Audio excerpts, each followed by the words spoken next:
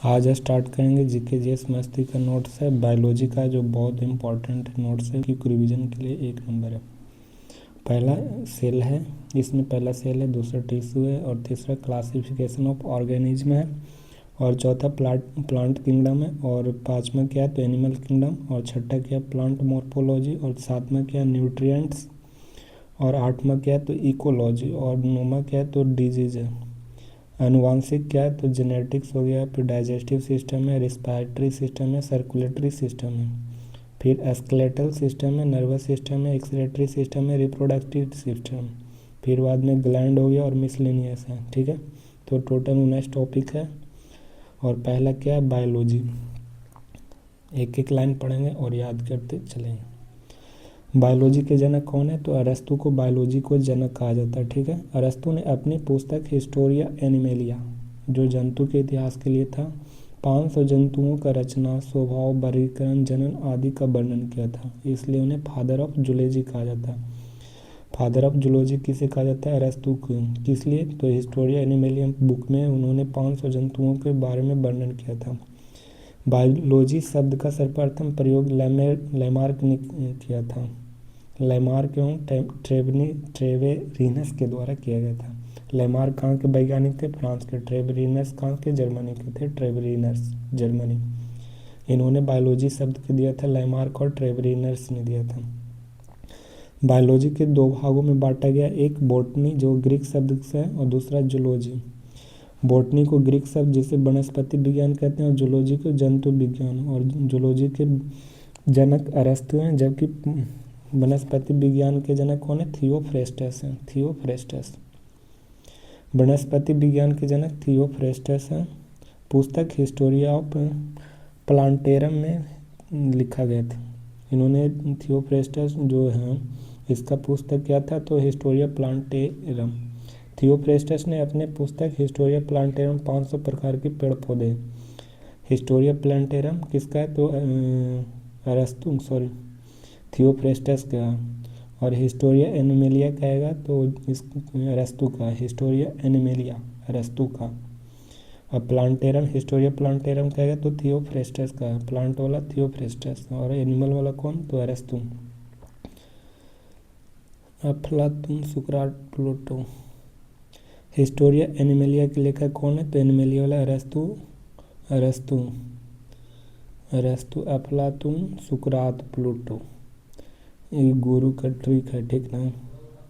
सिकंदर के गुरु अरस्तु, अरस्तु के गुरु प्लूटो, प्लूटो के गुरु सुकरात, सुकरात के गुरु अफलातून है। सिकंदर के गुरु अरस्तु, अरस्तु के गुरु प्लूटो, प्लूटो के गुरु सुकरात, सुकरात के गुरु कौन हो गया अफलातून। पहला पढ़ेंगे हिस्टोरिया एनिमेलिया के लेखक अरस्तु। अब पढ़ेंगे सेल के बारे में। तो पहले सेल में क्या होता है तो पहले सेल बनता है, फिर टिश्यू बनता है, फिर ऑर्गन बनता है, फिर ऑर्गन तंत्र बनता है, फिर शरीर। बॉडी में सबसे पहले क्या बनता है कोशिका, फिर बाद में ऊतक, ऊतक के बाद अंग बनेगा, अंग के बाद क्या बनेगा अंग तंत्र बनेगा, अंग तंत्र के बाद बॉडी का निर्माण होगा, अंग तंत्र के बाद बॉडी का निर्माण होगा। कोश का अध्ययन क्या कहलाता है तो साइटोलॉजी कहलाता है। कोश का अध्ययन, कोश का हमारे शरीर के संरचनात्मक एवं क्रियात्मक इकाई है। कोश का क्या है तो संरचनात्मक एवं क्रियात्मक इकाई है। कोश का मृत कोश का डेड सेल की सर्वप्रथम खोज कौन किए थे तो रॉबर्ट हुक ने कब किए थे 1665 ईस्वी में। 1665 ईस्वी में मृत कोशिका की खोज रॉबर्ट हुक के द्वारा 1665 में खोजा गया था। रॉबर्ट हुक की पुस्तक के नाम क्या है तो माइक्रोग्राफिया। इंपॉर्टेंट क्वेश्चन है, माइक्रोग्राफिया किसके द्वारा लिखा गया था तो रॉबर्ट हुक के द्वारा लिखा गया था। जीवित कोशिका की खोज किसके द्वारा किया गया था तो ल्यूवेन हॉक के द्वारा। ल्यूवेन हॉक ने क्या किया, जीवित कोशिका की खोज किए थे ल्यूवेन हॉक ने। जंतु कोशिका को सर्वप्रथम खोज किया था कौन तो ल्यूवेन हॉक ने। जंतु कोशिका की सर्वप्रथम खोज किए थे ल्यूवेन हॉक ने। जंतु कोशिका को सर्वप्रथम कौन खोजा था तो ल्यूवेन हॉक के द्वारा खोजा गया था जंतु कोशिका को। जीवाणु विज्ञान के जनक कौन है तो ल्यूवेन हॉक और ल्यू पास्चर हैं। जीवाणु विज्ञान के जनक कौन है तो ल्यूवेन हॉक और ल्यू पास्चर के हैं। तो जीवाणु विज्ञान के जनक हैं ल्यूवेन हॉक और ल्यू पास्चर। जीवाणु विज्ञान के जनक लुई पास्चर और ल्यूवेन हॉक। जंतु कोशिका के सर्वप्रथम ल्यूवेन हॉक ने। आरबीसी यानी रेड ब्लड की खोज कौन की है तो आरबीसी की खोज ल्यूवेन हॉक ने किया है। माइक्रोविज्ञान माइक्रोबायोलॉजी के जनक कौन है? तो लीवेनहॉक। इंपॉर्टेंट है तीनों, जीवाणु, आरबीसी और माइक्रो यानी सूक्ष्म विज्ञान। जीवाणु हो गया, आरबीसी हो गया और सूक्ष्म विज्ञान के खोज कौन के हैं? तो लीवेनहॉक ने खोजा। जीवाणु विज्ञान, आरबीसी और सूक्ष्म विज्ञान यानी माइक्रोबायोलॉजी के जनक कहा जाता है लीवेनहॉक को। नर युग्मक है जो स्पर्म की सर्वप्रथम खोज किसने किया था? लीवेनहॉक ने खोज किया था। स्पर्म शुक्राणु को खोज किया कौन किया था? लीवेनहॉक। सबसे बड़े कोशिका शुतुरमुर्ग का अंडा कितना 2 kg का होता है सबसे बड़ी कोशिका। सबसे छोटी कोशिका माइकोप्लाज्मा गैलीसेप्टिकम। माइकोप्लाज्मा गैलीसेप्टिकम है जो सबसे छोटी कोशिका है। मानव शरीर के सबसे बड़ी कोशिका क्या है? तो अंडाणु होते हैं जिसे ओवम कहा जाता है। ये मादा युग्मक में पाया जाता है सबसे बड़ी कोशिका। और मानव शरीर की सबसे छोटी कोशिका क्या है? तो शुक्राणु होता है जो नर युग्मक के रूप में मेल में पाया जाता है।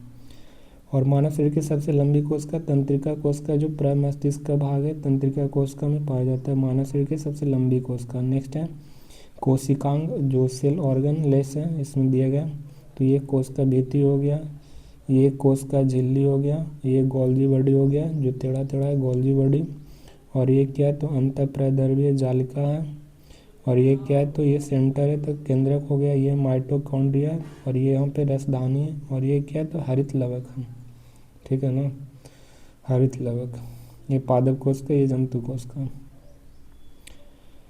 पादप कोशिका, जंतु कोशिका। पादप कोशिका चौकोर होता है जबकि जंतु कोशिका क्या लगभग गोल होता है। जंतु कोशिका गोल लगभग गोल होता है, पादप कोशिका चौकोर होता है। पादप कोशिका में रसधानी बहुत बड़ा होता है। पादप कोशिका में रसधानी क्या होता है? बहुत बड़ा होता है जबकि पादप कोशिका में केंद्रक के बीच नहीं पाया जाता है। पादप कोशिका में केंद्रक बीच में नहीं पाया जाता है। पादप कोशिका में केंद्रक बीच में नहीं पाया जाएगा और रसधानी इसका क्या रहता है? बड़ा होता है। जंतु कोशिका में रसधानी क्या रहता है? तो बहुत छोटा होता है। और पादप कोशिका की सबसे बाहरी आवरण को कोशिका भित्ति कहा जाता है जबकि जंतु कोशिका के सबसे बाहरी आवरण को कोशिका झिल्ली कहते हैं। जंतु कोशिका के सबसे बाहरी आवरण क्या रहता है? तो कोशिका झिल्ली रहता है। और पादप कोशिका के सबसे बाहरी आवरण क्या रहता है? तो सेल वॉल यानी कोशिका भित्ति होता है। जंतु कोशिका में कोशिका भित्ति नहीं पाया जाता है। इंपॉर्टेंट है, कोशिका भित्ति जंतु कोशिका में नहीं पाया जाएगा। अब देखो यहाँ पे ये क्या? कोशिका झिल्ली, ये कोशिका द्रव हो गया, ये केंद्रक हो गया। और ये क्या है? तो ये केंद्रक रहता है और बीच में केंद्रिका रहता है और ये केंद्रक द्रव हो गया। केंद्रक को न्यूक्लियस जो कोशिका का दिमाग कहलाता है। कोशिका झिल्ली, कोशिका द्रव। कोशिका द्रव क्या होता है? तो ये अर्ध तरल पदार्थ होता है। अर्ध तरल पदार्थ जितने भी कोशिकांग हैं ribosome, mitochondria, lysosome, Golgi body, तारकाय, एंडोप्लाज्मिक रेटिकुलम, ये सारे कोशिकांग हैं। जितने भी कोशिकांग हैं जैसे राइबोसोम हो गया, माइटोकॉन्ड्रिया हो गया, लाइसोसोम हो गया, गोल्जी बॉडी हो गया, लाइसोसोम तो वहीं गया, एंडोप्लाज्मिक रेटिकुलम, और यह सारे क्या है? तो कोशिकांग के अंतर आते हैं और कोशिका द्रव में तैरते रहते हैं। ये सब क्या रहते हैं? तो कोशिकांग है जो कोशिका द्रव में तैरते रहते हैं। कोशिका बना हुआ है तो जीव द्रव, कोशिका द्रव और केंद्रक द्रव से मिलकर बना हुआ है कोशिका। जीव द्रव को प्रोटोप्लाज्म कहते हैं, कोशिका द्रव के साइटोप्लाज्म कहते हैं और केंद्रक द्रव को न्यूक्लियोप्लाज्म कहते हैं। जीव द्रव में क्या रहता है? तो कोशिका द्रव और केंद्रक द्रव से मिलकर बनता है। जीव द्रव किससे बनकर? तो कोशिका द्रव और केंद्रक द्रव को मिलकर जीव द्रव कहा जाता है। कोशिका द्रव और केंद्रक द्रव। और कोशिका द्रव किसके कहते हैं? तो कोशिका झिल्ली और केंद्रक के बीच के द्रव को क्या कहते हैं? कोशिका द्रव कहते हैं। कोशिका झिल्ली और केंद्रक के बीच में रहता है कोशिका द्रव और केंद्रक के अंदर का द्रव को केंद्रक द्रव कहते हैं। कोशिका सिद्धांत के मुख्य बातें दिया गया है। तो प्रत्येक जीव की उत्पत्ति एक कोशिका से होती है। प्रत्येक जीव की उत्पत्ति एक कोशिका से होती है और प्रत्येक जीव शरीर के एक या अनेक कोशिकाओं का बना होता है। प्रत्येक जीव क्या रहता है? तो प्रत्येक जीव का शरीर एक या अनेक कोशिकाओं का बना होता है। प्रत्येक कोशिका में क्या रहता है? तो स्वाधीन इकाई होती हैं और तथापि सभी कोशिकाएं मिलकर काम करती हैं और फलस्वरूप एक जीव का निर्माण करती हैं। कोशिका का निर्माण जिस क्रिया से होता है उसे केंद्रक का मुख्य कार्यकर्ता कहा जाता है। केंद्रक मुख्य कार्यकर्ता होता है कोशिका का। नई कोशिका पुरानी कोशिका से ही कोशिका का विभाजन होता है। पुरानी कोशिका से ही विभाजन होता है नई कोशिका। और होता है, यह किसने कहा था? तो रुडोल्फ विर्चो ने कहा था। कब कहा था? तो 1855 में कहा था कि पुरानी कोशिका से ही नई कोशिका का विभाजन होता है। ये रुडोल्फ विर्चो के द्वारा कहा गया था 1855 में। सबसे अधिक कोशिका विभाजन कहाँ होता है? तो लीवर या यकृत या जिगर में होता है। लीवर, यकृत या जिगर में क्या होता है? तो सबसे अधिक कोशिका विभाजन होता है। और इसमें क्या होता है? तो लीवर रीजनरेशन कर सकता है, खुद से ठीक हो सकता है लीवर।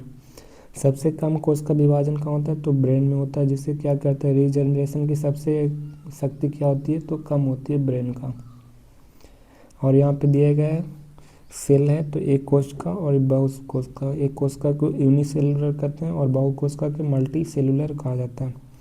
पहला आ गया जीवाणु, जिसे बैक्टीरिया कहा जाता है। इसे माइकोप्लाज्मा गैलीसेप्टिकम है। सबसे छोटी कोशिका क्या है? तो माइकोप्लाज्मा गैलीसेप्टिकम जो सबसे छोटी कोशिका। नीलहरित शैवाल, जीवाणु की खोज लीवेनहॉक ने किया था और ये हर तरह के तापमान में जीवित रहता है। जीवाणु हर तापमान में। या नीलहरित शैवाल भी क्या है? तो ब्लू ग्रीन एल्गी भी एक कोशिकीय है। विषाणु की कोशिका क्या रहती है? तो मृत होती है। विषाणु की खोज कौन? इवन बास्की ने किए थे। और तंबाकू के पौधे में रहता है विषाणु। तंबाकू के पौधे में रहता है विषाणु।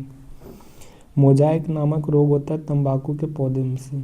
मोजाइक नामक रोग किसमें होता है? तंबाकू के पौधे में। सजीव एवं निर्जीव के बीच के कड़े क्या होता है? तो विषाणु होता है। सजीव और निर्जीव के बीच में कड़े का निर्माण करता है। विषाणु का बाह्य आवरण बना होता है तो किसके? प्रोटीन से बना हुआ होता है विषाणु के बाह्य आवरण। विषाणु के बाह्य आवरण किसका बना होता है? प्रोटीन का। इंपॉर्टेंट है। सजीव और निर्जीव के बीच में कड़े का निर्माण करता है विषाणु। विषाणु जब तक वातावरण में रहता है तब अवस्था में रहता है, लेकिन जैसे ही कोई शरीर बॉडी में मिल जाता है या जीवित हो जाता है, बॉडी मिल जाएगा जीवित हो जाएगा। और यहाँ पे ऑर्गन लेस सेल दिया गया। तो पहला सेल वॉल है, फिर सेल मेम्ब्रेन है, सूत्रिक माइटोकॉन्ड्रिया, लाइसोसोम है, राइबोसोम है, गोल्गी बॉडी है, एंडोप्लाज्मिक रेटिकुलम है, न्यूक्लियस है, न्यूक्लियोइड है और सेंट्रोसोम है और प्लास्टिड है। ये सब क्या है? तो कोशिकांग के रूप में। और क्रोमोसोम, डीएनए, आरएनए ये क्या है? तो सभी कोशिकांग है। कोशिकांग। तो पहला कोशिका भित्ति यानी सेल वॉल के बारे में देखते हैं। तो कोशिका भित्ति केवल पादप कोशिकाओं में पाई जाती है और जंतु कोशिका में इसका अभाव होता है। इसे यह सबसे बाहरी परत होती है। कोशिका भित्ति केवल पादप में पाया जाएगा। यह सबसे बाहरी परत है कोशिका भित्ति। यह निर्जीव मृत होता है। कोशिका भित्ति क्या होता है? तो मृत होता है, निर्जीव होता है। इसका मुख्य कार्य क्या है? तो पेड़ पौधे को सुरक्षा प्रदान करता है कोशिका भित्ति। यह पादप कवक जीवाणुओं में पाया जाता है। पादप कवक जीवाणु में क्या पाए जाते हैं? कोशिका भित्ति पाए जाते हैं। पादप की कोशिका भित्ति किससे बनी होती है? इंपॉर्टेंट है। पादप की कोशिका भित्ति सेल्यूलोज की बनी होती है। यह क्या होती है? तो पराग में होती है। सेल्यूलोज क्या होते हैं? तो पराग यानी परमेबल होते हैं, परागमग्न होते हैं, परागम में होते हैं। कवक की कोशिका भित्ति काइटिन के बनी होती है और कवक के अध्ययन माइकोलॉजी कहलाता है। शैवाल के अध्ययन फाइकोलॉजी कहलाता है। जीवाणु की कोशिका भित्ति को क्या कहते हैं? तो पेप्टिडोग्लाइकन की बनी होती है। जीवाणु की कोशिका भित्ति किसका बना होता है? तो पेप्टिडोग्लाइकन के बना होता है जीवाणु की कोशिका भित्ति, पेप्टिडोग्लाइकन। कवक और शैवाल के बीच के योजक कड़ी क्या होता है? तो कवक और शैवाल के बीच का योजक कड़ी लाइकेन होता है। इंपॉर्टेंट है। और सजीव निर्जीव के बीच में वायरस होता है और कवक और शैवाल के बीच में कौन होता है? तो लाइकेन होता है। लाइकेन लिटमस पत्र के लाइकेन से प्राप्त होता है। लिटमस पत्र किससे? तो लाइकेन से। और लाइकेन के अध्ययन को लाइकेनोलॉजी कहा जाता है। और लाइकेन क्या रहता है? तो वायु प्रदूषण का सूचक के रूप में प्रयोग किया जाता है लाइकेन को। कोशिका भित्ति के निर्माण सेल्यूलोज के पेक्टिन, लिग्निन, हेमीसेल्यूलोज, काइटिन एवं क्यूटिन शामिल होता है। कोशिका भित्ति के निर्माण में सेल्यूलोज हो जाएगा, पेक्टिन हो जाएगा, लिग्निन होगा, हेमीसेल्यूलोज होगा, काइटिन और एवं क्यूटिन पाया जाता है सेल्यूलोज में। कोशिका भित्ति के निर्माण में cellulose, pectin, lignin, hemicellulose, chitin और क्यूटिन शामिल होता है। नेक्स्ट है कोशिका झिल्ली या प्लाज्मा झिल्ली या जीव कला। कोशिका झिल्ली या प्लाज्मा झिल्ली उसी को कहते हैं प्लाज्मा मेम्ब्रेन या सेल मेम्ब्रेन कहते हैं। यह क्या रहता है, कोशिका झिल्ली अर्ध परागम में होता है, यानी सेमी परमेबल मेम्ब्रेन होता है। ये एक प्रकार की जैविक झिल्ली है जो कुछ अणुओं के आयनों को अपने से होकर पार होने देती है, जबकि अन्य को नहीं देती है। ये क्या है, तो एक प्रकार की जैविक झिल्ली है जो कुछ अणुओं या आयनों को अपने से होकर पार करने देती है और नहीं भी पार करने देती है। कौन, कोशिका झिल्ली, इंपॉर्टेंट है। यह वसा और प्रोटीन यानी लाइपोप्रोटीन से बना होता है। कोशिका झिल्ली किसका बना होता है, तो वसा और प्रोटीन से मिलकर लाइपोप्रोटीन का निर्माण करता है और उसी से बना हुआ रहता है कोशिका झिल्ली या प्लाज्मा झिल्ली। इसमें प्रासरण की क्रिया होती है, किसमें, तो कोशिका झिल्ली में ऑस्मोसिस यानी प्रासरण की क्रिया होती है। जैसे ऑस्मोसिस मीन्स क्या होता है, जैसे किशमिश फूलता है, चना फूलता है, ये सब ऑस्मोसिस है। जहाँ अर्ध परागमय झिल्ली पाया जाता है वह क्या कहलाता है, तो जहाँ अर्ध परागमय झिल्ली कहलाएगा वहाँ पे क्या होगा, तो प्रासरण होगा, ठीक ना। जहाँ अर्ध परागमय झिल्ली पाया जाता है वहाँ प्रासरण की क्रिया होती है। जैसे ये कम सांद्रता, ये मैक्सिमम सांद्रता यानी गाढ़ा, तो अधिक सांद्रता से कम सांद्रता की ओर अर्ध परागमय झिल्ली विलायक का बहना ही प्रासरण कहलाता है। कम सांद्रता से कहाँ जाएगा, तो अर्ध झिल्ली से अधिक सांद्रता से कम सांद्रता की ओर, और अर्ध परागमय झिल्ली से विलायक का बहना, अर्ध परागमय झिल्ली से विलायक का बहना ही क्या कहलाता है, तो प्रासरण कहता है। जो कम सांद्रता अधिक सांद्रता से निम्न सांद्रता की ओर जाता है, और अर्ध परागमय झिल्ली से विलायक का बहना ही क्या कहलाता है, प्रासरण कहलाता है। कोशिका झिल्ली जंतु कोशिकाओं के सबसे बाहरी परत होता है। कोशिका झिल्ली क्या है, तो जंतु कोशिकाओं के सबसे इम्पोर्टेंट पॉइंट है। कोशिकाओं के सबसे बाहरी परत के क्या रहता है, तो जंतु कोशिकाओं के सबसे बाहरी परत कोशिका झिल्ली, जबकि वनस्पति कोशिकाओं में यह दूसरी परत होती है। वनस्पति में क्या रहती है, तो दूसरी, लेकिन जंतु में क्या है कि जंतु कोशिका में सबसे बाहरी परत क्या होता है, तो कोशिका झिल्ली। कोशिका झिल्ली यानी सेल मेम्ब्रेन पादप कोशिका एवं जंतु कोशिका दोनों में पाए जाते हैं। कोशिका झिल्ली पादप में भी पाया जाएगा और जंतु में भी पाया जाएगा। कोशिका झिल्ली की संरचना का यूनिट मेम्ब्रेन मॉडल कौन दिए थे, तो मेम्ब्रेन मॉडल दिया था कौन, तो रॉबर्टसन के द्वारा 1959 में दिया गया था। रॉबर्टसन के द्वारा कोशिका झिल्ली के संरचना का यूनिट मेम्ब्रेन मॉडल कौन दिया था, रॉबर्टसन ने दिया था। नेक्स्ट है माइटोकॉन्ड्रिया, इसका खोज कौन किया था, तो अल्टमैन ने, और नामकरण कौन किया था, बेंडा के द्वारा। माइटोकॉन्ड्रिया की खोज अल्टमैन ने किया था, नामकरण किया बेंडा ने। इसमें दोहरी झिल्ली पाई जाती है। माइटोकॉन्ड्रिया में क्या पाया जाता है, तो दोहरी झिल्ली पाई जाती है। और इसका कैसे संरचना कैसा होता है, तो माइटोकॉन्ड्रिया की संरचना होता है अंगुलीनुमा संरचना होता है, जिसे क्रिस्टी भी कहा जाता है। अंगुलीनुमा संरचना को क्या कहते हैं, क्रिस्टी कहा जाता है। इसमें 38 एटीपी यानी एडिनो ट्रायोफॉस्फेट ऊर्जा उत्पादन करती है। माइटोकॉन्ड्रिया 38 एटीपी क्या करती है, तो एनर्जी को उत्पादन करती है माइटोकॉन्ड्रिया। इसे कोशिका का ऊर्जा घर कहा जाता है। माइटोकॉन्ड्रिया के कोशिका का ऊर्जा घर कहा जाता है माइटोकॉन्ड्रिया के। इसमें क्या होता है, क्रेब्स चक्र प्रक्रिया माइटोकॉन्ड्रिया के मैट्रिक्स में संपन्न होता है। माइटोकॉन्ड्रिया के मैट्रिक्स में संपन्न होता है क्रेब्स चक्र। माइटोकॉन्ड्रिया के मैट्रिक्स में क्या होता है, क्रेब्स चक्र का संपन्न होता है। माइटोकॉन्ड्रिया में खुद का डीएनए, आरएनए एवं राइबोसोम पाया जाता है। माइटोकॉन्ड्रिया का खुद का डीएनए होता है, खुद का आरएनए होता है, खुद का राइबोसोम भी होता है माइटोकॉन्ड्रिया की, इसलिए इसे अर्ध स्वायत्त कोशिकांग कहा जाता है। तो इम्पॉर्टेंट है, पूछेगा अर्ध स्वायत्त कोशिकांग किसे कहा जाता है, तो माइटोकॉन्ड्रिया को कहा जाता है अर्ध स्वायत्त कोशिकांग। और यह जीवाणु तथा नीला हरा शैवाल को छोड़कर पौधे तथा जंतुओं के समस्त जीवित कोशिकाओं में पाए जाते हैं। जीवाणु तथा नील हरित शैवाल को छोड़कर पौधे तथा जंतुओं के समस्त जीवित कोशिकाओं में पाए जाते हैं।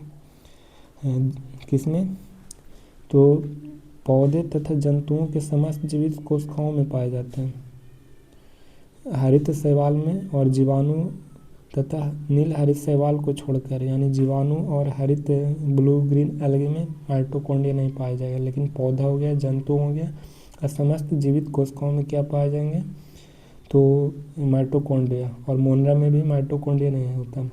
बैक्टीरिया, ग्रीन एल्गी हो गया और मोनरा, ये तीनों में नहीं पाया जाता है mitochondria. Bacteria, blue green algae और मोनरा। इसमें क्या होता है, तो बाइबियस, माइटोकॉन्ड्रिया में क्या होता है, तो बाइबियस श्वसन होते हैं। श्वसन में दो प्रकार के होते हैं, एक बाइबिय एक अवायवीय श्वसन होती है, वायवीय और अवायवीय। वायवीय क्या होता है तो O2 के यानी O2 के प्रेजेंट में होता है। अवायवीय क्या तो ऑक्सीजन के एब्सेंट में होता है।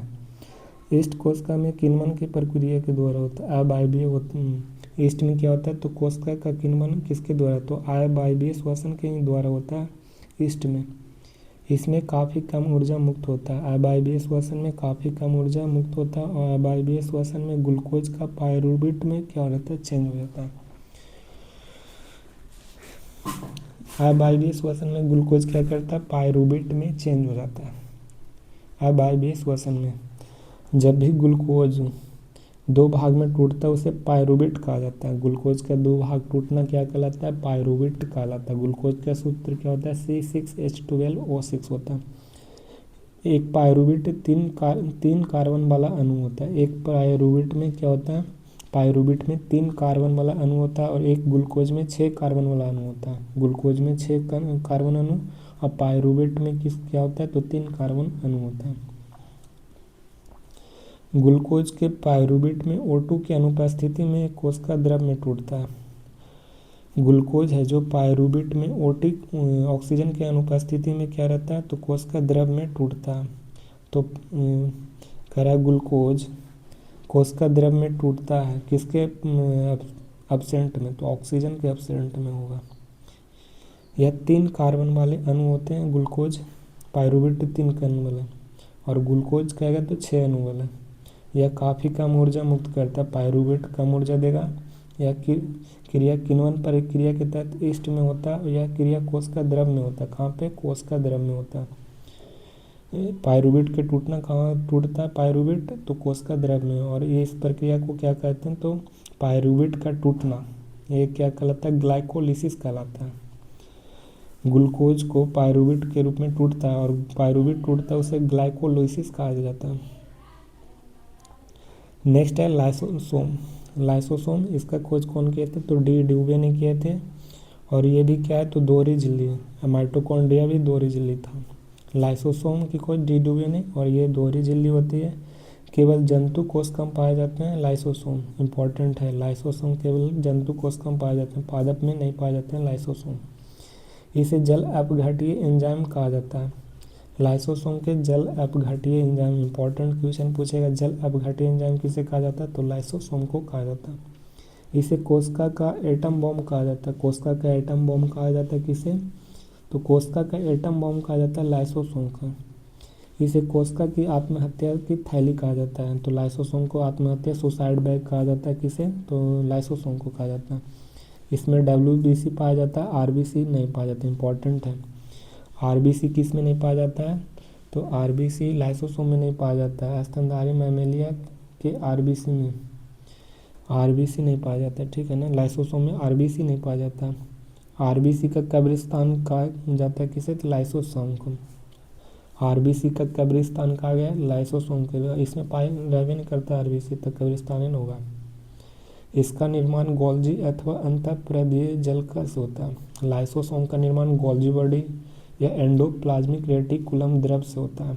लाइसोसोम का निर्माण गोल्जी बॉडी और एंडोप्लाज्मिक रेटिकुलम से लाइसोसोम का निर्माण होता है। नेक्स्ट है यह नष्ट होकर कैंसर का निर्माण करती है। लाइसोसोम नष्ट होकर क्या कैंसर का निर्माण कर सकती है। लाइसोसोम का मुख्य कार्य क्या है तो कोशिका में विभिन्न पदार्थों का पाचन कोशिका का पाचन करता है। लाइसोसोम का क्या करता है तो कोशिका विभिन्न पदार्थों को क्या करती है तो पचाती है। लाइसोसोम का मुख्य कार्य क्या है तो पाचन करना। नेक्स्ट है राइबोसोम। राइबोसोम यह पादप कोशिका में पाया जाता है और राइबोसोम की खोज कौन किए थे तो रॉबिन्सन एंड ब्राउन ने। रॉबिन्सन और एंड ब्राउन के द्वारा राइबोसोम की खोजा गया था। Robinson and brown. जंतु कोशिका में राइबोसोम की खोज कौन किए थे तो प्लांट में तो रॉबिन्सन एंड ब्राउन ने खोजा था। प्लांट में रॉबिन्सन और ब्राउन। जंतु कोशिका में राइबोसोम की खोज कौन किए थे जी पैलेड के द्वारा खोजा गया था। जंतु कोशिका में राइबोसोम कौन खोजा था तो जी पैलेड। राइबोसोम की सबसे छोटी कोशिकांग होते हैं। राइबोसोम सबसे छोटी कोशिकांग है। सबसे छोटी कोशिकांग बोलेगा तो राइबोसोम। यह प्रोटीन का संश्लेषण करता है, राइबोसोम प्रोटीन का संश्लेषण करता है, इसलिए इसे प्रोटीन का फैक्ट्री कहा जाता है। प्रोटीन का फैक्ट्री कहा जाता है किसे? राइबोसोम को कहा जाता है प्रोटीन का फैक्ट्री। यह आरएनए एवं प्रोटीन का बना होता है। राइबोसोम किसका बना होता है? तो आरएनए एवं प्रोटीन का बना होता है। आरएनए एवं प्रोटीन के उपस्थिति के कारण इसे राइबो न्यूक्लिक प्रोटीन भी कहा जाता है। आरएनए एवं प्रोटीन के प्रेजेंस में इसे राइबो न्यूक्लिक प्रोटीन कहा जाता है। आरएनए एवं प्रोटीन के प्रेजेंट में इसे क्या कहते हैं? तो राइबो न्यूक्लियो प्रोटीन कहा जाता है। नेक्स्ट है राइबोसोम के बारे में। तो जिस अंतःद्रव्य जालिका पर पाया जाता है उसे खुदरी अंतःद्रव्य जालिका कहा जाता है। देखो तो एंडोप्लाज्मिक रेटिकुलम ना है, तो ये तो राइबोसोम है।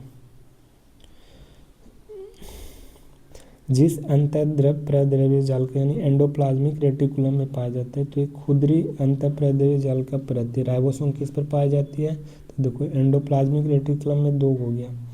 एंडोप्लाज्मिक रेटिकुलम दो भाग में बांटता है, एक स्मूथ में, एक रफ। स्मूथ एंडोप्लाज्मिक रेटिकुलम और दूसरा क्या होता है? Rough endoplasmic reticulum. तो जो राइबोसोम रहता है उस किस पर रहता है? तो राइबोसोम रहता है जो रफ एंडोप्लाज्मिक रेटिकुलम पर रहता है। तो किस पर रहेगा? तो रफ पर रहेगा राइबोसोम।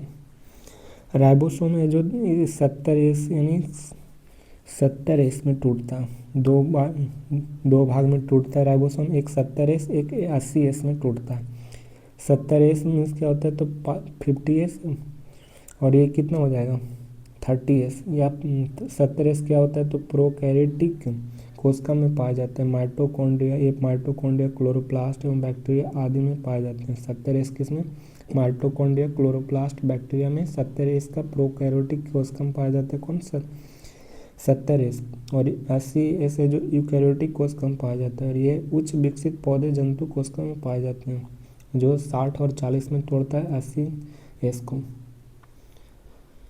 राइबोसोम के दोनों सब यूनिट को जोड़ने के लिए मैग्नीशियम प्लस आयन का आवश्यकता होती है।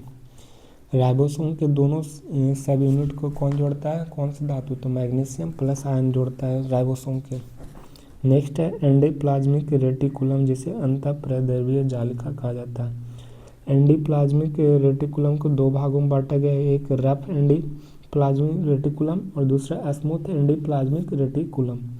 और रफ पर क्या रहता है? तो खुदरी पर प्रोटीन रहता है। यार रफ पर प्रोटीन रहता है ना, यहाँ पे कुछ कह रहा था खुदरी पर, राइबोसोम खुदरी पर रहता है।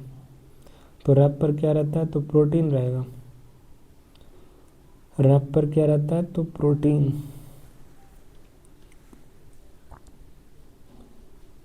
रफ पर प्रोटीन रहता है और चिकनी पर फैट्स रहता है। चिकना रहेगा, वैसा रहेगा।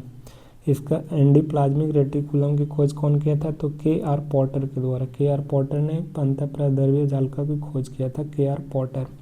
इसका कोशिका का कंकाल तंत्र भी कहा जाता है। कोशिका के कंकाल तंत्र किसे कहा जाता है? तो अंतःप्राद्रव्य जालिका को कोशिका के कंकाल तंत्र कहा जाता है। यह पादप के अंदर एवं बाहर आने पर नियंत्रण करता है। यह पदार्थों के क्या करता है? तो अंदर एवं बाहर आने पर कंट्रोल कौन करता है? तो एंडोप्लाज्मिक रेटिकुलम। कोई पदार्थ है अंदर एवं बाहर आने पर नियंत्रण कौन करता है? तो एंडोप्लाज्मिक रेटिकुलम। कोशिका भित्ति एवं कोशिका विभाजन के बाद केंद्रक आवरण का निर्माण करता है।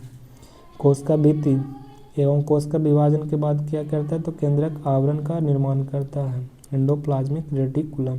कोशिका भित्ति एवं कोशिका विभाजन के बाद केंद्रक आवरण का निर्माण कौन करेगा? तो एंडोप्लाज्मिक रेटिकुलम। विष एवं दवाओं के जहरीलेपन को समाप्त करने में सहायक होता है। जहरीली दवाई हो गया या कोई भी जहर हो गया, उसको समाप्त कौन करता है? तो अंतःप्राद्रव्य जालिका। यही कंट्रोल करता है अंदर और बाहर ले जाने के लिए एंडोप्लाज्मिक रेटिकुलम। नेक्स्ट है गोल्जी बॉडी। इसका खोज कौन किया था? कैमिलो गोल्जी ने किया था। Camillo Golgi. इसे कोशिका के यातायात तक प्रबंधन करते हैं। इसे ट्रैफिक पुलिस कहा जाता है। गोल्जी बॉडी को ट्रैफिक पुलिस कहा जाता है। ये नीला हरित शैवाल, जीवाणु, माइकोप्लाज्मा छोड़कर सभी जीवधारियों में पाया जाता है। जीवाणु हो गया, ब्लू ग्रीन एल्गी हो गया, माइकोप्लाज्मा हो गया, ये सब को छोड़कर सभी जीवाणु में पाया जाता है। जीवाणु में नहीं पाया जाता गोल्जी बॉडी, ना ही ब्लू ग्रीन एल्गी में पाया गया और ना ही माइकोप्लाज्मा में पाया जाता है गोल्जी बॉडी। पौधे में गोल्जी काय को डिक्टियोसोम कहा जाता है। डिक्टियोसोम किसे कहा जाता है? तो गोल्जी काय को डिक्टियोसोम कहा गया। और इसका मुख्य कार्य क्या है? तो एंजाइम को रिसिक्रेट करती है। एंजाइम को स्राव कौन करती है? तो गोल्जी बॉडी। नेक्स्ट है सेंट्रोसोम। सेंट्रोसोम की खोज कौन किया था? बोबरी के द्वारा। इंपॉर्टेंट है, बोबरी के द्वारा सेंट्रोसोम का खोज किया गया था। मुख्य रूप से जंतु कोशिका में पाया जाता है। जंतु कोशिका में क्या पाया जाता है? सेंट्रोसोम, जिसे तारकाय कहा जाता है। यह कुछ पादप कोशिकाओं जैसे कवक, शैवाल में पाया जाता है। सेंट्रोसोम किसमें पाया जाता है? तो कवक और शैवाल में पाया जाता है। यह कोशिका विभाजन के लिए उत्तरदायी होता है। सेंट्रोसोम किसके लिए? तो सेल डिवीजन के लिए उत्तरदायी होता है सेंट्रोसोम। यह सबसे अधिक पाया जाता है। तो तारकाय सबसे अधिक कहाँ पाया जाएगा? तो लीवर में। सबसे कम मस्तिष्क में पाया जाता है। सबसे अधिक तारकाय कहाँ? लीवर में। हमारे शरीर में सबसे ज़्यादा रीजनरेशन पावर की शक्ति किसमें? तो लीवर का होता है। और जबकि सबसे कम मस्तिष्क के होता है। मस्तिष्क में ग्रेनुअल कोशिका होती है। मस्तिष्क में कैसे कौन सी कोशिका है? ग्रेनुअल कोशिका होती है। नेक्स्ट है न्यूक्लियस। न्यूक्लियस की खोज कौन किया था? तो रॉबर्ट ब्राउन ने कब किया था? तो 1831 में रॉबर्ट ब्राउन के द्वारा न्यूक्लियस यानी केंद्रक का खोज किया गया था। कोशिका का दिमाग कहा जाता है केंद्रक को, और इसे कोशिका का नियंत्रण कहा जाता है। कोशिका का नियंत्रण कौन करता है? तो केंद्रक के द्वारा। यह सबसे बड़ा एवं महत्वपूर्ण कोशिकांग है। केंद्रक क्या सबसे इम्पोर्टेंट है सभी सेल्स में। इसमें गुणसूत्र पाए जाते हैं। डीएनए सबसे अधिक पाए जाते हैं। गुणसूत्र भी पाया जाएगा, डीएनए भी पाया जाएगा। और केंद्रक का केंद्र कहा जाता है केंद्रिका को। केंद्रक के केंद्र किसे कहा जाता है? केंद्रिका को कहते हैं। और देखो केंद्रक, और इसमें क्या रहता है? तो दोहरी झिल्ली पाए जाते हैं। केंद्रक में क्या रहता है? दोहरी झिल्ली पाए जाते हैं। और केंद्रक के ऊपर के आवरण को केंद्रक झिल्ली कहते हैं। केंद्रक के ऊपर आवरण को केंद्रक झिल्ली कहा जाता है। कोशिका के विभाजन के तात्पर्य केंद्रक के विभाजन से कोशिका विभाजन में केंद्रक के विभाजन होना जरूरी है। कोशिका विभाजन में केंद्रक का विभाजन होना जरूरी है। सर्वाधिक कहाँ होगा? गुणसूत्र पर, फिर बाद में डीएनए पर होगा, फिर जीन में होता है। आनुवांशिक गुणों का वाहक कौन होता है? डीएनए। आनुवांशिक गुणों का इकाई क्या होता है? तो जीन होता है। आनुवांशिक गुणों का वाहक डीएनए, आनुवांशिक गुणों का इकाई जीन होता है। क्रोमैटिक क्या है? तो केंद्रक का सर्वाधिक महत्वपूर्ण भाग क्या होता है? क्रोमैटिन। केंद्रक झिल्ली में इसमें होता है प्रोकैरियोटिक, एक दूसरा यूकैरियोटिक होता है। प्रोकैरियोटिक में कोशिका नहीं पाया जाता। प्रोकैरियोटिक में सेल नहीं रहता और यूकैरियोटिक में कोशिका पाया जाता है। क्रोमैटिन क्या करता है? केंद्रक का सर्वाधिक महत्वपूर्ण भाग है क्रोमैटिन। प्रोकैरियोटिक कोशिका में केंद्रक क्या रहते हैं? तो अल्प विकसित रहते हैं, जबकि प्रोकैरियोटिक में कोशिका केंद्रक नहीं पाए जाते हैं। यूकैरियोटिक में कोशिका में केंद्रक विकसित होता है और इसमें केंद्रिका पाए जाते हैं यूकैरियोटिक में। मैमेलिया के आरबीसी में केंद्रक नहीं पाए जाते। मैमेलिया स्तनपायी के आरबीसी में केंद्रक नहीं होता। अब बाद में ऊँट और लामा में पाया जाता है, लेकिन आरबीसी में मैमेलिया स्तनपायी में आरबीसी में केंद्रक नहीं होता है। मैमेलिया के डब्ल्यूबीसी में केंद्रक पाए जाते हैं, ये इंपॉर्टेंट है। मैमेलिया में कहाँ डब्ल्यूबीसी के केंद्रक पाए जाएंगे, लेकिन आरबीसी के केंद्रक नहीं पाए जाएंगे। केंद्रक के विभाजन की क्रिया को क्या कहते हैं? तो कैरियोकाइनेसिस कहा जाता है। केंद्रक के विभाजन को कैरियोकाइनेसिस कहा जाता है। कैरियोकाइनेसिस। नेक्स्ट है वैक्यूल्स। यह रसदानी या रिक्तिका कहा जाता है। यह निर्जीव कोशिका है, एकमात्र कोशिका जो मृत के रूप में रहता है। रसधानी क्या है? तो मृत कोशिका के रूप में रहता है रसधानी। पादप कोशिका में रसधानी आकार बहुत बड़ा रहता है। रसधानी पादप कोशिका में बड़ा रहता है, लेकिन जंतु कोशिका में रसधानी का आकार क्या रहता है? तो बहुत छोटा होता है। कोशिका में जल संग्रहण कौन करता है? तो रसधानी में होता है। कोशिका में जल संग्रहण कहाँ होता है? इंपॉर्टेंट है, इंपॉर्टेंट पॉइंट है। कोशिका में जल संग्रहण कहाँ होता है? तो रसधानी में होता है, यानी वैक्यूल्स में होता है। नेक्स्ट है प्लास्टिड। इसका सर्वप्रथम खोज कौन किया? तो हैकेल ने कब किया था? तो 1865 ईस्वी में हैकेल के द्वारा प्लास्टिड का खोज किया गया था। लवक शब्द सर्वप्रथम किसने दिया था? तो सिम्पर के द्वारा दिया गया था। किसके द्वारा? सिम्पर के द्वारा सर्वप्रथम प्लास्टिड शब्द का प्रयोग किया गया था, सिम्पर। रंग के आधार पर लवक 3 प्रकार के होते हैं, एक क्लोरोप्लास्ट, दूसरा क्रोमोप्लास्ट, थर्ड क्या होता है? तो ल्यूकोप्लास्ट। लवक 3 प्रकार के, क्रोमोप्लास्ट, फर्स्ट क्लोरोप्लास्ट, दूसरा क्रोमोप्लास्ट, थर्ड क्या होता है ल्यूकोप्लास्ट। क्रोमोप्लास्ट में क्या होता है, हरे रंग का लवक पाया जाता है हरित लवक में। बर्नी लवक में रंगीन लवक होते हैं। अबर्णी लवक में रंगहीन लवक होते हैं। अबर्णी को ल्यूकोप्लास्ट कहा जाता है और बर्नी को क्रोमोप्लास्ट, और क्लोरोप्लास्ट हरित लवक को कहा जाता है। लवक केवल पादप कोशिका में पाए जाते हैं और जंतु कोशिका में नहीं पाए जाते हैं। नेक्स्ट है क्लोरोप्लास्ट। यह हरे रंग का लवक है। यह हरा रंग इनमें पाए जाते हैं और ये पर्ण हरित के कारण होता है। यह पत्ती के हरा रंग प्रदान करता है। क्लोरोप्लास्ट क्लोरोफिल के शीर्ष निर्माण में महत्वपूर्ण होता है मैग्नीशियम। क्लोरोफिल के शीर्ष निर्माण में कौन सा तत्व भाग लेता है, मैग्नीशियम। पत्ती में प्रकाश संश्लेषी होगा क्लोरोप्लास्ट, जो क्या हरित लवक ये अंग का भाग है। क्लोरोफिल क्या है तो इकाई है, यूनिट है, और तत्व क्या हो जाएगा magnesium.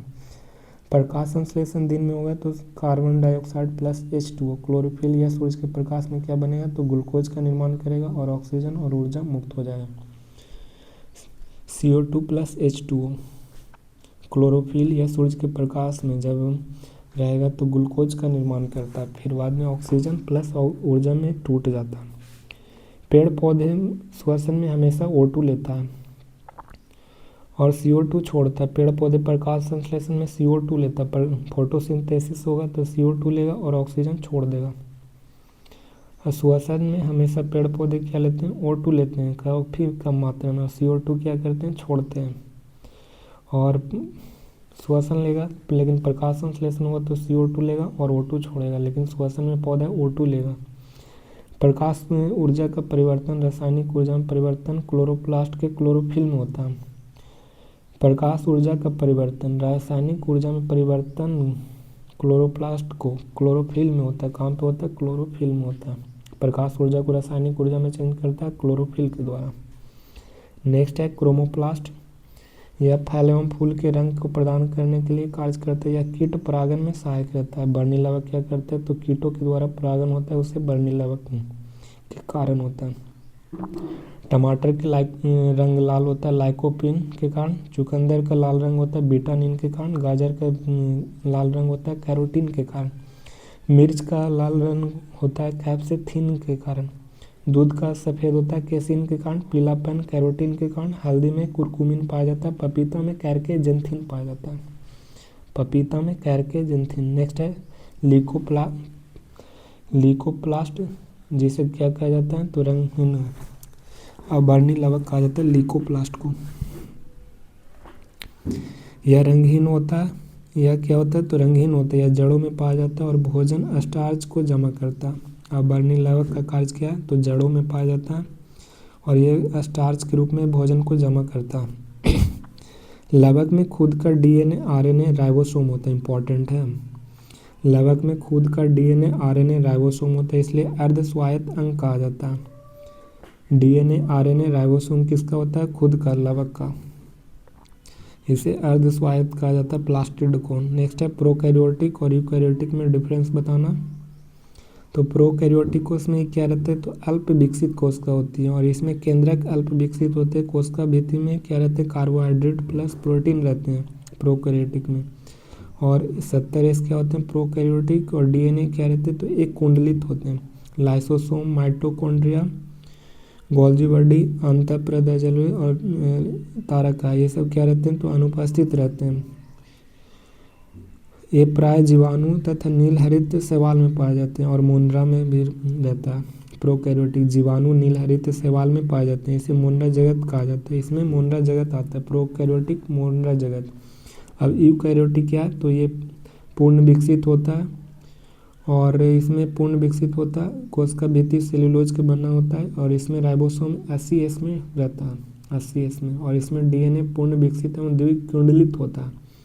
Lysosome, mitochondria, Golgi body, endoplasmic reticulum और राइबोसोम, ये सब किस में पाया जाता है तो यूकैरियोटिक में पाया जाता है। ये मानव, पक्षी, मत्स्य, उभयचर, पेड़ पौधे पाए में सभी में पाया जाता है।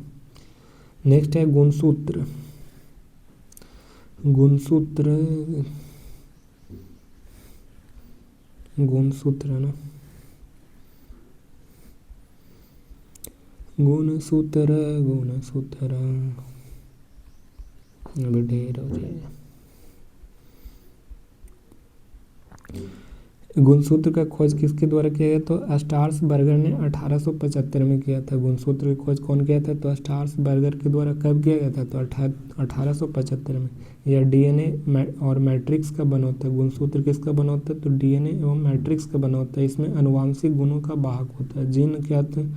जीन है तो अनुवांशिक गुणों का इकाई होता है। अनुवांशिक शब्द किसने दिया था? तो डब्ल्यू वाटसन ने दिया था अनुवांशिक शब्द। अनुवांशिक के जनक कहा जाता है ग्रेगर जॉन मेंडल को। डीएनए की खोज कौन किए थे? तो डीएनए की खोज किए थे कॉन्सबर्ग के द्वारा किया गया था। कॉन्सबर्ग के डीएनए की खोज कॉन्सबर्ग ने खोजा था। अनुवांशिक के जनक जॉन मेंडल और अनुवांशिक शब्द दिया था वाटसन ने। डीएनए डबल हेलिक्स मॉडल कौन दिए थे? तो वाटसन एवं क्रिक ने। डबल हेलिक्स मॉडल डीएनए का दिए थे वाटसन एवं क्रिक। जीन शब्द जोहानसन ने प्रयोगशाला में डीएनए का सर्वप्रथम संश्लेषण किया था। तो हरगोविंद खुराना ने किया था। प्रयोगशाला में डीएनए का संश्लेषण किया था, इसलिए इन्हें चिकित्सा के क्षेत्र में नोबेल प्राइज मिला था 1968 में। आइंस्टीन को मिला था 1921 में नोबेल प्राइज, और हरगोविंद खुराना को 1968 में मिला था। मानव गुणसूत्र में कितने जोड़े टोटल 46 होते हैं? 23 जोड़े होते हैं। 22 जोड़ा और नर एवं पुरुष होते हैं। 22 जोड़ा में क्या होते हैं? तो ऑटोसोम होते हैं और दोनों में समान होते हैं और बाकी 2 रहते हैं। और समसूत्री विभाजन 22 जोड़ा क्या कहलाता है? समसूत्री। और 1 जोड़ा क्या रहते हैं? तो ओलोसोम रहते हैं, जिसे अर्धसूत्री विभाजन कहते हैं। XY क्या है? तो अर्धसूत्री। अब 22 जोड़ा क्या है? तो ऑटोसोम होते हैं, ये हमेशा ऑटोमेटिक रहेगा। और XY क्या रहेगा? तो ओलोसोम हो जाता है। जेंडर के अंदर होने के लिए उत्तरदायी होता है। XX रहेगा तो माता, XY रहेगा तो पिता। देखो ये डीएनए है, सब डीएनए के सबसे ऊपरी भाग पेलिकल रहता है, फिर बाद में मैट्रिक्स रहता है, फिर बाद में एक जो क्रोमिनिमेटा रहता है, फिर क्रोमोफियर रहता है, क्रोमोनिमेटा, क्रोमोफियर, फिर सेंट्रोमियर, फिर प्राथमिक संकीर्ण, फिर द्वितीय संकीर्ण रहता है। ये गुणसूत्र का डिजाइन है। डीएनए क्या है? तो डिऑक्सी राइबो न्यूक्लिक एसिड कहा जाता है डीएनए को। इसका खोज कौन किए थे? कॉन्सबर्ग के द्वारा। ये डबल हेलिक्स मॉडल दिए थे वाटसन एवं क्रिक ने, और वाटसन एवं क्रिक को 1962 में नोबेल प्राइज मिला था डबल हेलिक्स मॉडल की खोज के लिए। और इसमें शर्करा, नाइट्रोजन क्षार, फॉस्फेट रहता है। डबल डीएनए में क्या रहता है? तो शर्करा रहेगा, नाइट्रोजनी क्षार रहेगा और फॉस्फेट रहता है। शर्करा डाइऑक्सी राइबोज कहा जाता है। शर्करा को डाइऑक्सी राइबोज कहा जाता है शर्करा को। ये डीएनए हो गया, ये आरएनए हो गया। डीएनए को आरएनए को डीएनए का चेंज आरएनए में होना क्या कहलाता है? ट्रांसक्रिप्शन कहलाता है। डीएनए से आरएनए में बदलना क्या कहलाता है? तो डीएनए से आरएनए का ये भी रिवर्स ट्रांसक्रिप्शन कहलाता है। आरएनए से डीएनए में जाएगा तो रिवर्स, और डीएनए से आरएनए में जाएगा तो ट्रांसक्रिप्शन कहलाता है। आरएनए को सिंगल हेलिक्स मॉडल होते हैं, डीएनए क्या होते हैं? डबल हेलिक्स मॉडल होते हैं। RNA single helix model. DNA में 4 नाइट्रोजनी पाया जाता है। तो डीएनए में ATGC पाए जाते हैं, एडेनिन, थाइमिन, गुआनिन, साइटोसिन। ये सब हाइड्रोजन बॉन्ड के द्वारा बंध जुड़ा रहता है। एडेनिन, ATGC, AT रहता है डबल बॉन्ड में और GC रहता है ट्रिपल बॉन्ड में रहता है। ATGC। गुआनिन, साइटोनिन ट्रिपल बॉन्ड से जुड़ा रहता है। गुआनिन, साइटोसिन ट्रिपल बॉन्ड से, और एडेनिन, थाइमिन डबल बॉन्ड से जुड़ा रहता है। आरएनए में जिसे राइबोन्यूक्लिक एसिड कहा जाता है, इसमें भी 4 नाइट्रोजनी क्षार पाए जाते हैं। और यहाँ पे थाइमिन की जगह पे क्या रहता है? यूरेसिल रहता है आरएनए में।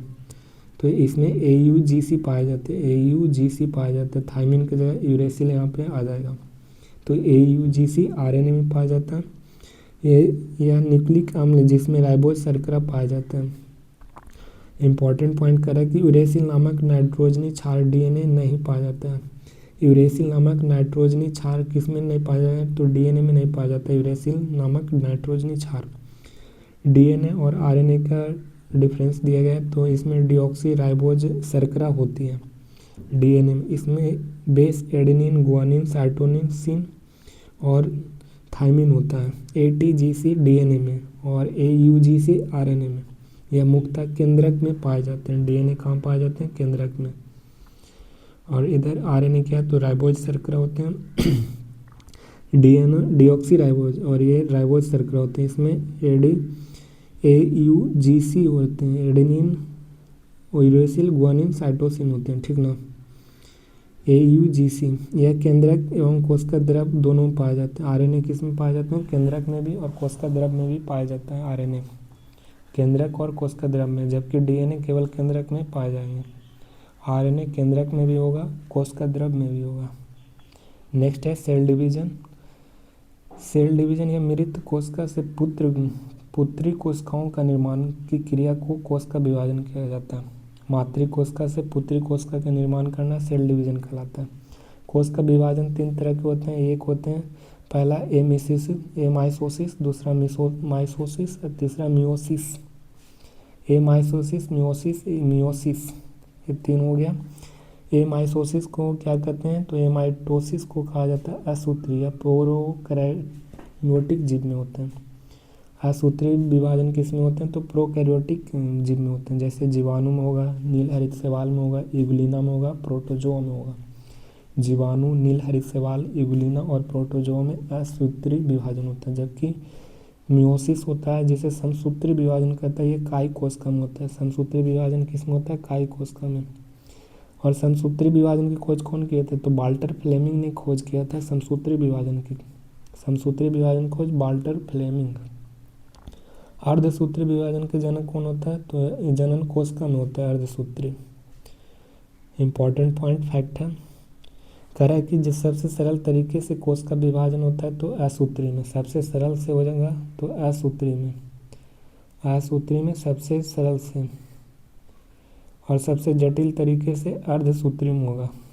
अर्धसूत्री में सबसे जटिल से और सबसे सरल से होता है कोशिका विभाजन असूत्री में, और सबसे जटिल कोशिका विभाजन अर्धसूत्री में। इंपॉर्टेंट पॉइंट है, प्रोकैरियोटिक कोशिका में कोशिका विभाजन होता है असूत्री विभाजन में। प्रोकैरियोटिक कोशिका कहाँ पे? तो असूत्री। प्रोकैरियोटिक कहेगा तो असूत्री विभाजन होगा। कायिक कोशिका किस में होगा? तो असूत्री विभाजन में होगा। कायिक कोशिका में होता है, कायिक कोशिका में होता है तो ये असूत्री ना हो जाए, समसूत्री हो जाएगा। कायिक कोशिका में होता है तो समसूत्री, गलत लिखा हुआ है, समसूत्री। कोशिका विभाजन सबसे कम असूत्री में होगा, कोशिका विभाजन सबसे अधिक अर्धसूत्री में होगा। इंपॉर्टेंट पॉइंट है, सबसे कम विभाजन असूत्री में, सबसे अधिक विभाजन अर्धसूत्री में। शरीर के किसी भाग में कटने, फटने, चोट, घाव आदि कुछ समय को नष्ट हुए कोशिका की जगह का निर्माण क्या कहलाता है? समसूत्री विभाजन। कट फट गया, चोट लग गया, सब ये सब कोशिका के विभाजन किसके द्वारा? समसूत्री विभाजन के द्वारा होता है। समसूत्री विभाजन की खोज वाल्टर फ्लेमिंग ने किया था, और यह विभाजन कायिक कोशिकाओं में होता है। समसूत्री किस में होता है? समसूत्री विभाजन कायिक कोशिकाओं में होता है। ये मातृ कोशिकाओं के 2 कोशिकाओं में बांट देता है। मातृ कोशिका है जो 2 पुत्री कोशिकाओं में बांट देगा। ये मातृ कोशिका है और ये 2 टूटा पुत्री कोशिका, जिसे डॉटर सेल कहा जाता है। इस विभाजन को 2 भाग में बांटा गया। एक केंद्रक का विभाजन जिसे कैरियोकाइनेसिस कहा जाता है, एक कोशिका द्रव का विभाजन जिसे साइटोकाइनेसिस कहा जाता है। केंद्रक का विभाजन करेगा उसे कैरियोकाइनेसिस कहते हैं, और जो कोशिका द्रव का विभाजन करेगा उसे साइटोकाइनेसिस कहा जाता है। समसूत्री विभाजन के कुल कितने चरण होते हैं? तो 5 चरण। इंपॉर्टेंट पॉइंट है, 5 चरण होते हैं समसूत्री विभाजन। अंतरावस्था पहला होता है अंतरावस्था, जिसे इंटरफेज कहा जाता है। दूसरा पूर्वावस्था, जिसे प्रोफेज कहा जाता है, पूर्वावस्था को। तीसरा मध्यावस्था, जिसे मेटाफेज कहते हैं। चौथा पश्चावस्था, जिसे एनाफेज कहा जाता है, पश्चावस्था को एनाफेज। और अंत्यावस्था को टेलोफेज कहा जाता है। इंपॉर्टेंट है, समसूत्री विभाजन के कुल कितने चरण? 5। Interphase, prophase, metaphase, anaphase, telophase. Interphase, prophase, metaphase, anaphase, telophase. Interphase, prophase, metaphase, anaphase और टेलोफेज, ये 5 विभाजन होता है। इंटरफेज में क्या होता है? तो कोशिका विभाजन की तैयारी होता है इंटरफेज में। अंतरावस्था में क्या होता है? तो कोशिका का विभाजन होता है। पूर्वावस्था यानी प्रोफेज, यानी कोशिका विभाजन शुरू हो जाता है। तैयारी किस में होगा कोशिका विभाजन की? तो इंटरफेज यानी अंतरावस्था में। और पूर्वावस्था में कोशिका विभाजन क्या होता है? तो स्टार्टिंग हो जाता है पूर्वावस्था में। और समसूत्री विभाजन की सबसे लंबी अवस्था होती है। समसूत्री विभाजन की सबसे लंबी अवस्था होती है पूर्वावस्था। कोशिका विभाजन स्टार्टिंग किस में? पूर्वावस्था। मध्यावस्था में सबसे बीच वाली अवस्था होती है मध्य में। सबसे बीच वाली अवस्था। एनाफेज में क्या होता है, समसूत्री विभाजन के बाद सबसे छोटी अवस्था होती है। सबसे लंबी अवस्था पूर्वावस्था, सबसे समसूत्री विभाजन के सबसे छोटी अवस्था कौन हो जाएगा, तो पश्चावस्था। और अंत्यावस्था, इसमें पांचों चरण का पूर्ण हो जाने के बाद नए कोशिका का निर्माण हो जाता है। टेलोफेज में क्या होता है, पांचों चरण समाप्त हो जाएगा तो नए कोशिका के निर्माण कहाँ होता है, तो अंत्यावस्था यानी टेलोफेज में होगा।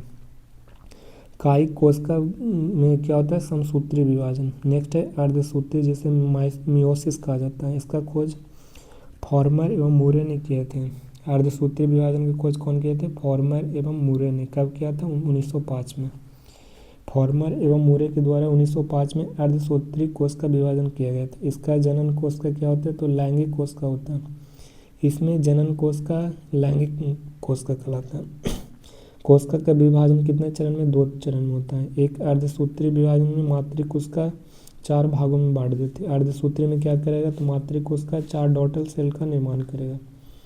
देखो पहले 2 को, फिर ये दोनों 2 करेगा तो टोटल एक मदर सेल है जो 4 डॉटर सेल में डिवाइड करेगा। अर्धसूत्री विभाजन।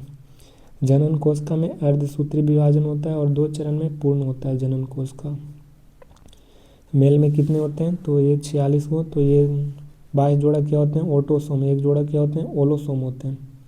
फीमेल में क्या होते हैं, 23 जोड़ा, लेकिन 22 जोड़ा क्या रहते हैं, ऑटोसोम। 1 जोड़ा एक्स क्या रहते हैं, तो ओलोसोम हो गया। जब एक्स वाई रहेगा तो लड़का और एक्स रहेगा तो लड़की। लिंग का निर्धारण क्रोमोसोम पर निर्भर रहता है, ठीक है ना, क्रोमोसोम पर। अब उत्तर कल पढ़ेंगे।